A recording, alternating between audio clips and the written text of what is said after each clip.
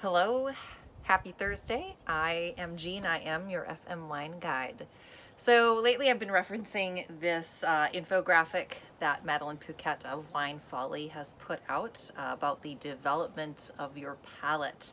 And it kind of goes around in a wheel of sweet wines and fruity wines and eventually getting around to sparkling wines and natural wines. And so we're going to be kind of going through that circle together. And if you're wondering, I've been stuck in the same style for a while, what's next? So a couple weeks ago we did a sweet wine, which is step one. Everyone starts sweet wine, typically speaking.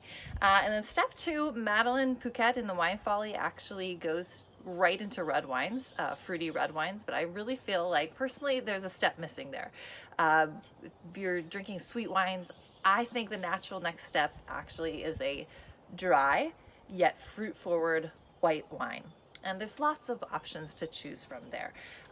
Pinot Grigio is a pretty typical one, but the two that I picked today are Sauvignon Blanc and Chardonnay. I remember when I was 21, 22, first time going out, being able to purchase wine in a restaurant, order wine in a restaurant, the first thing I ever ordered regularly was Chardonnay. It's fun to say, it's easy to say, and it's pretty simple to drink depending on the ones you get. Now, will any Chardonnay or Sauvignon Blanc or Pinot Grigio do if you're just starting that wines? Here's a few pitfalls I want to warn you of when shopping for a fruit forward, easy drinking, dry white wine, just to kind of elevate your palate a little bit. First, I would warn you not to buy anything too expensive. If you jump right into something, $40, $50 bottle, not like you would, but just in case you were wondering if you'd buy something expensive, don't. It's gonna be far too complex if you're just a beginning wine drinker. Expensive wines are expensive because they have a lot of nuances and subtleties and complicated characters. And at that stage, I think for you, it will just overwhelm your palate and be complicated. You want something that will just wash down pretty nicely and not be too challenging for your brain to wrap around. So nothing too high end. On the same token, don't get anything too cheap.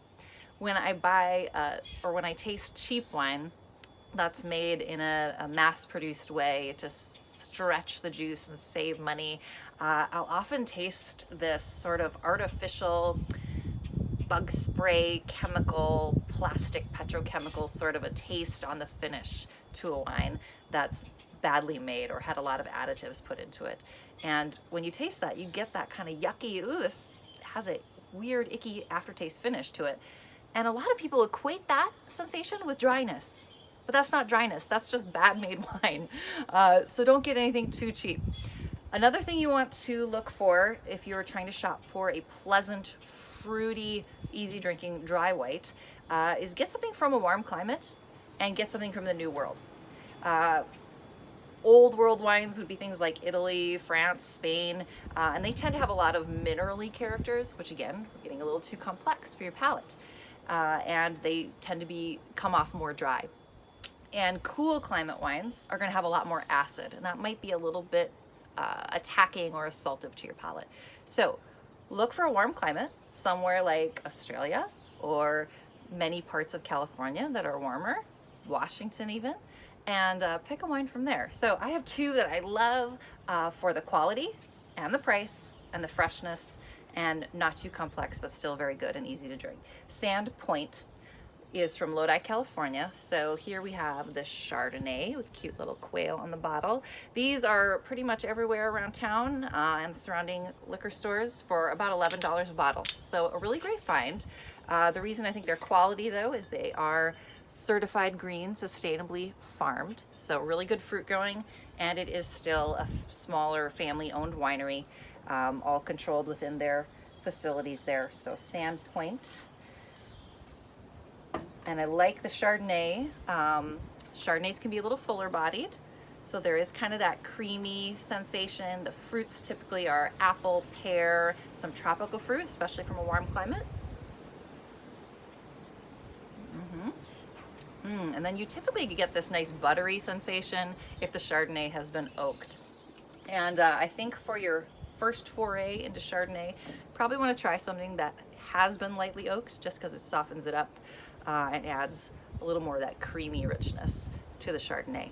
So Sandpoint Chardonnay, They also make a fantastic Sauvignon Blanc, which is just ripe with tropical fruit, fairly easy to chug on a hot deck. So check out that Sauvignon Blanc. It's got some really nice ratings, and it isn't too grassy or minerally or tart like a New Zealand Sauv Blanc, which I love, but I think it's not for the beginner. So nice, easy, drinkable, quality made, fruit forward white wines for step 2 on the palate.